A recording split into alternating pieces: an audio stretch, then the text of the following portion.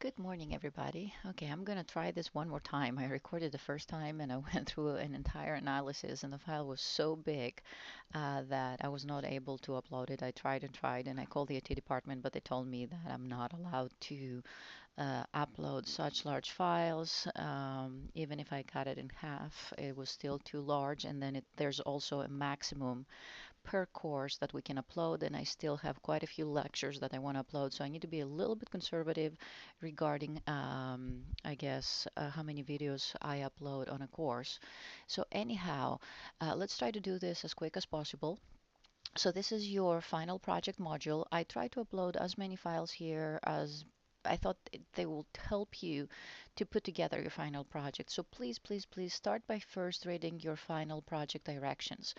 These are literally step-by-step directions, and they tell you what it should be included and what is expected from you. This is the questionnaire. This is where you're supposed to go and select your variables. I just went and I checked what you guys posted. And it seemed to me that a lot of you posted the same hypothesis. So please select something different. It would be nice if not everybody does the same paper. I mean, there's no way I can check that you guys, I mean, it's okay to work together, but it's not okay to do the same exact research, okay? Because then you're just going to be copying and you're not going to be gaining from the course what you're supposed to, okay? So do help each other if you want to get together in teams or not, but you need to have your own unique research and your own unique writing. So let's take a look at it. I got it open right here.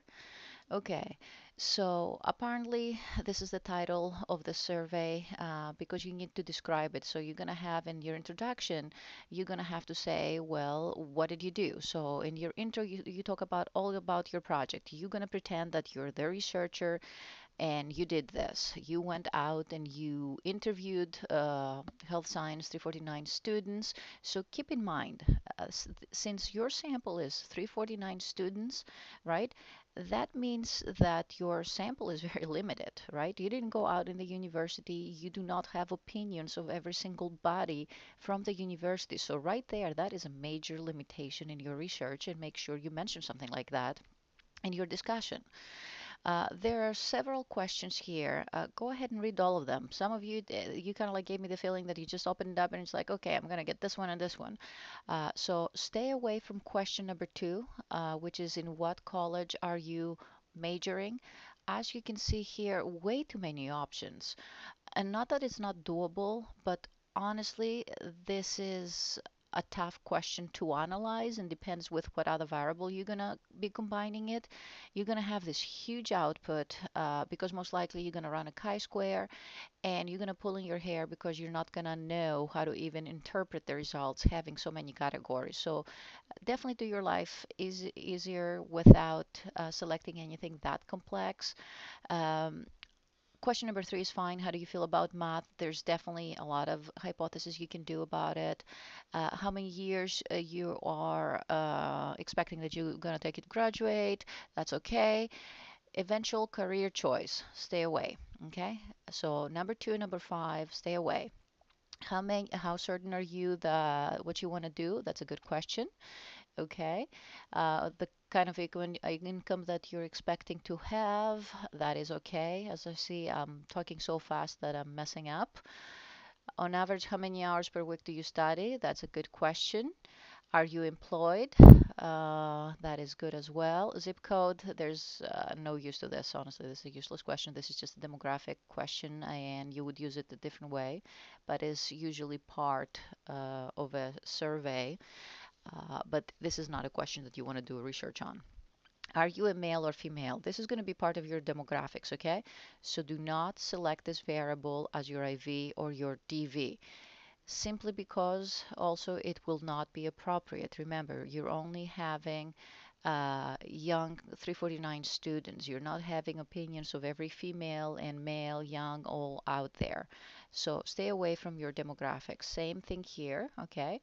So the only thing you're going to use those variables for is when you're describing your sample, you're just simply going to say they were an X percentage of males in my sample and X percentage of females, and the majority of them, they were the blah blah age and so on and so forth. You simply will use those to describe your sample, nothing more than that.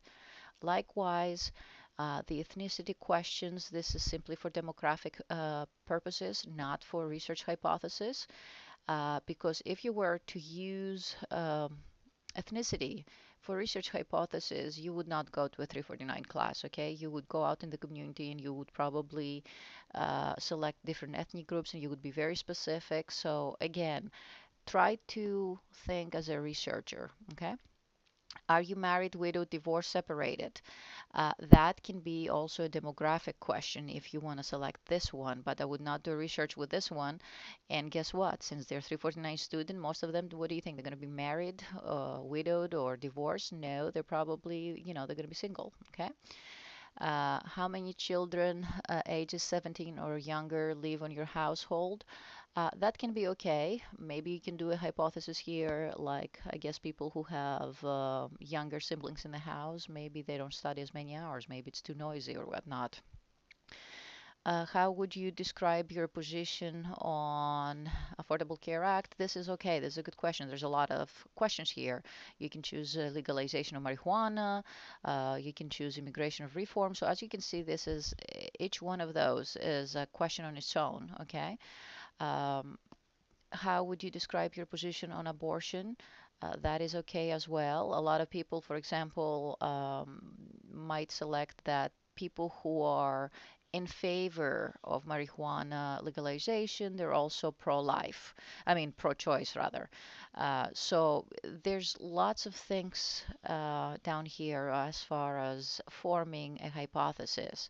How safe do you feel on campus? Okay, and how safe are facilities in school? And have you ever practiced an earthquake drill? So all those questions again, there's quite a few of hypotheses you can form. You can say something as you know, people who, strongly oppose immigration reform, maybe they feel less safe on campus, okay? Maybe they're, pro-gun as well. And, there's different ways that you can go about it. How much do you worry? Okay. And again, you have all these options here. You can worry about your health, your family, your job, violence, the future, politics, matters, grades, and so on and so forth.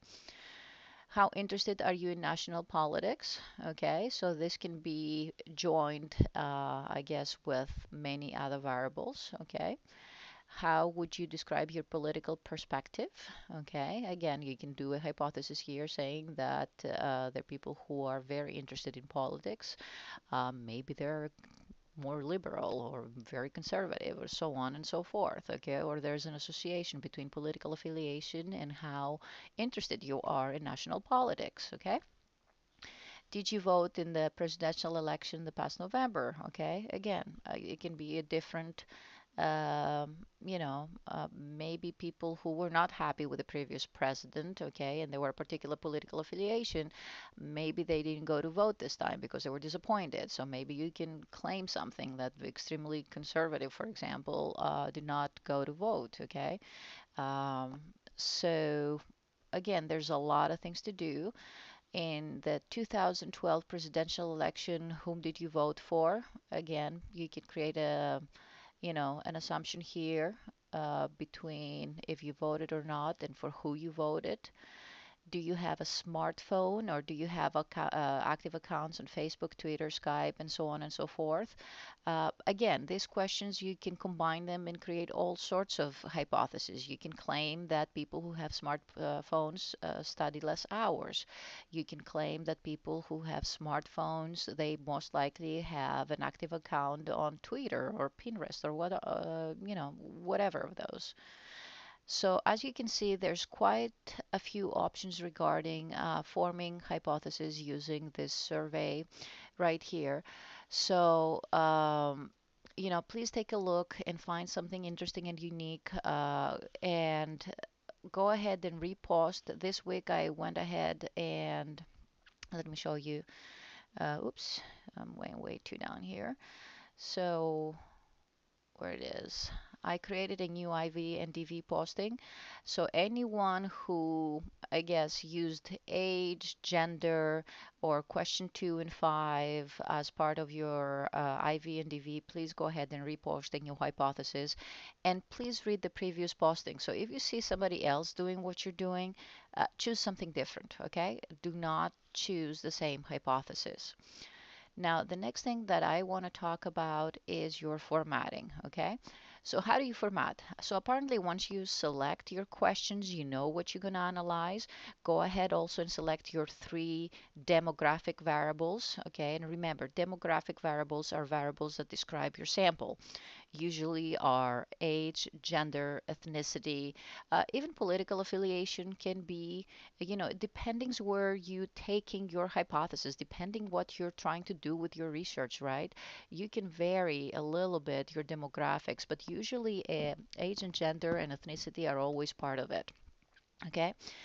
Uh, Once you write down the questions that you're going to be analyzing, then you can go ahead and open up the SPSS file that contains your data. This is this right here, final project data file. So if you click this one, okay, it's going to be an SPSS file. So in order for this to open, you need to be in a computer that has SPSS installed. So if you didn't install SPSS in your computer, go to the library, spend a couple of hours. It shouldn't take you that much longer, okay? And once you open this file, you're going to see it's a little bit busier than other SPSS files that I have given you in the past. Do not let intimidate you. It says Q1, Q2, Q3, okay? So you know that corresponds to question 1, question 2, and so on and so forth. So you just simply going to analyze the 5 questions that you selected, okay? And what you're going to do, for sure, you're going to run all the demographics and your IV and your DV. You're going to run descriptives. And what do I mean by descriptives? So I'm looking there either for frequencies by calculating percents or mean if it's appropriate. Remember, if you have interval ratio type variable, so you're going to be looking at the level of measurement, I would be expecting to see a mean and a standard deviation. If you have categorical variables, okay, there I'm going to be expecting to see percents. So it would make no sense, for example, for gender to tell me that the mean on gender is 1.5, because guess what? You already set up SPSS to be 1 male, 2 female. So when you're going to ask him to compute the mean for you, it's going to say, well, 1 plus 2 divided by 2, and it's going to give you the mean, okay, which is not the right way of describing your data, right? So make sure you're aware you take into consideration your level of measurement and do the appropriate descriptive statistics based on that level of measurement, okay? So for example, for gender, you would run the analyze menu, frequencies, and you would get a frequency table, and from that frequency table, right, you would copy paste that in your project, and at the same time you would be presenting the percent. So you would say something like 60% of my samples are female and 40% of my sample are males. Okay, so percents, not means they are in standard deviation, because it's not appropriate. Now let's take a look at the final project template. So I gave you a template, and then I also gave you a really good example here. Again, this example here, it's from a student that went above and beyond. He was just very inspired, and apparently got 100%. You do not have to go that wild if you do not want to, if you do not have the time. I just want to show you that there are students that submit projects like that. And I mean, I call those outliers, okay? So usually a project that's really bad or really excellent, I tend to remove and then I correct the rest, because otherwise I will be biased and everything else would look very poor next to it. So anyhow, I would be very happy if you simply follow my template. And this is it. Let me make it a little bit bigger so you can see what I'm doing. So if you follow this, I would be very, very happy. What you need to pay attention on, you need to have those sections. You need an introduction section, you need an analysis section, you need the results section and a discussion section. So these sections are always part of any major research paper. Now, what you're doing here is a mini version of it. Nevertheless, it has to have those sections. It would be also very nice if you keep actually subheadings. So within the section of introduction, okay, you can have context, which you simply do a very basic description, okay, of your data set, how many questions does it contain, anything else interesting about it, or anything else that's unique about this particular questionnaire that you have in front of you. So it's like a mini introduction within the introduction, okay? Then you're going to talk about your sample, and then finally you're going to talk about your research question. What are you looking for? So these are all part of your introduction. I try to give you questions regarding, and I don't want anything, something like question number one here and an answer, okay? I want you to write text, okay? You never in a research project, and that's why in the past I had you read research papers because I don't think any of them had question and answer, question and answer. These are simply questions to guide you as to what things I'm expecting to see in that particular section, okay? Now, I'm hoping that you will answer those questions, but within an essay format, okay? The idea is you're going to take those questions and you're going to fully describe what you're doing. You're going to provide your reader with a really good introduction about what your research is all about. In your analysis section, this is where you're actually stating how you're going to go about it. Okay, so you already told me what is your research hypothesis on the intro part. Now you're going to tell me exactly how you're going to go about it. Okay, the different steps. What is your, what type of level of measurement is your IV, your DV, how you're going to analyze it, what you're going to do, what kind of inferential test you're going to run based on that you have, for example, ratio type level, IV and DV, or maybe they're categorical. Does that limit you? What do you have to do? So here is pretty much you telling your audience how you're going to analyze your data based on what you have. On your results sections, you present your results. So this here, it's going to be what you got from SPSS, okay? So apparently you run your inferential test, and what I'm talking about here, the result part, I'm not talking for descriptive statistics here. I'm talking for inferentials. So this is once the analysis is not about describing your other variables. This is more about you already did this in the intro, okay? So in the intro you described your descriptive statistics, your demographics, okay? In your analysis, you're going to be describing simply your IV and DV. This is all about your research hypothesis because you already described your sample. Now you're going into your analysis. And in your results, you're simply going to be presenting the results for your inferential test. This is where you actually tested your hypothesis, your IV and DV. You found maybe significant results, maybe you didn't. It doesn't matter if your results that you obtained were significant or not. What I care about is if you're capable of reading your output and actually telling me that you got significant or not significant results. So how you're going to read that output, that's what I care about. And also how you're going to state your results. Remember, you're going to have a p-value. You're going to tell me if that p is greater than 0.05 or less than 0.05. Okay, and nothing more than that. So here you simply gonna state your actual numbers, your degrees of freedom, your p levels, but make it in a paragraph format, okay? Not question and answer again. Finally, in your discussion, okay, here you're gonna reflect upon your whole experience. This is where you're gonna go back and think and say to yourself, well, what did I find and what could have possibly influenced my results?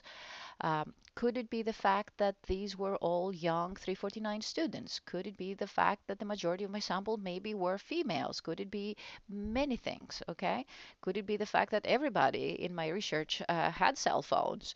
Okay. So here you're thinking of limitations, weaknesses, And also, this is where you actually make suggestions about if you had to do it again, how would you go about it, okay?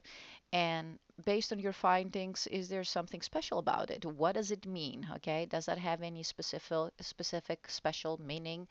So maybe you found significant results. What does it mean? Okay. Does it gives us something new and great? And is it something that maybe that prompts you to look into something else? Because that's what the research is all about. Okay. So when we find a connection, then we try to find the next thing. So is this connected to something else? Does that prompt you to think another research question that you would like to solve? So discussion pretty much is a discussion about your findings and a reflection about what your findings do to existing knowledge. Okay, so that's it. I'm not expecting perfection, but I do expect you the very minimum to satisfy all those requirements here. So this is how I'm going to evaluate you, and that is the reason also that I gave you a final project rubric right here. Take a look at it. So that is how I'm going to evaluate your project. So if anything's missing from what I'm asking you, I'm going to be taking points off. Okay. Once you put it together, go ahead and submit it, and you are done. Okay. Once again, this project worth 100 points, so I would not mess it up. Okay. Try to put a decent effort, and you'll see it's not difficult. It's just will require you to sit down and put some quality time. Again, if you feel like you're struggling, I'm here to help you. Make an appointment and I will see you. Also, I booked the lab on December 4th. Hopefully, you're going to make it, and I'll try to help you as much as I can. All right? So, again, this is a quick, very, very quick final project tutorial. Hopefully, you find it helpful. Have a good one. Okay? Bye bye.